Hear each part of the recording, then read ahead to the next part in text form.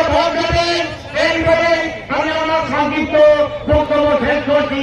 বাংলাদেশ জিন্দাবাদ।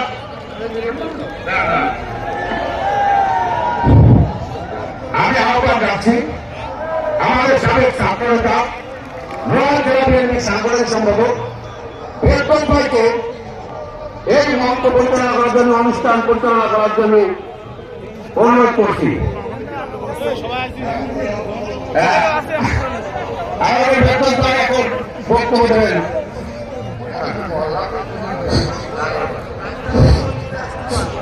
ভাই যারা রাস্তায় আছেন, আমি তাদের দৃষ্টি আকর্ষণ করছি, আপনারা প্লিজ আপনারা মাঝের মধ্যে চলে আসেন। আমাদের ধর্মনীতে পক্ষে সুবিধা বাড়ি ভাই নাই, হাসি মুখে প্রাণ যে করিল গান, ভয় নাই তার ভয় নাই। সাথে বন্ধুরা, আজকের এই নির্বাচন